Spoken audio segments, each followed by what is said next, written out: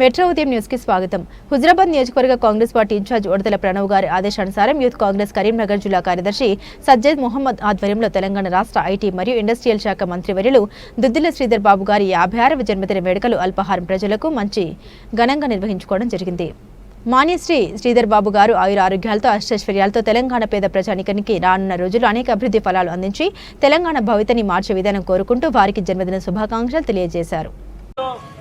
మాన్యశ్రీ తెలంగాణ రాష్ట్ర మంత్రివర్యులు ఐటీ శాఖ మరియు ఇండస్ట్రియల్ శాఖ మంత్రివర్యులు గౌరవశ్రీ దుద్దిల శ్రీధర్ బాబు గారి జన్మదిన వేడుకలు యూత్ కాంగ్రెస్ ఆధ్వర్యంలో జమ్మికుంట పట్టణ కేంద్రంలో ఘనంగా అల్పాహారంతో నిర్వహించుకోవడం జరిగింది.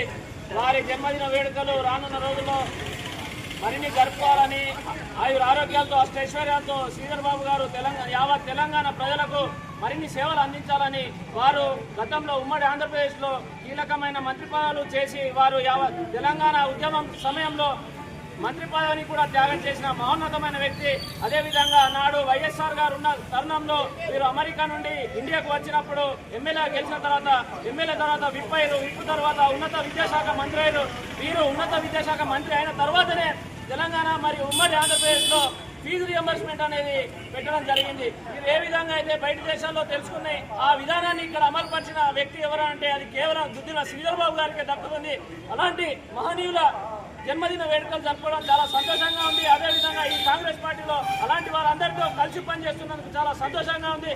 వారు అష్టైశ్వర్యంతో ఆరోగ్యాలతో రానున్న రోజులలో ఇంకా తెలంగాణ ప్రజల భవిష్యత్తును మార్చాలని కోరుతూ ఇదే జమ్మికుంట మరియు హుజరాబాద్ నియోజకవర్గ ప్రజల పక్షాన వారికి హృదయపూర్వక జన్మదిన శుభాకాంక్షలు. జై హింద్, జై యూత్ కాంగ్రెస్.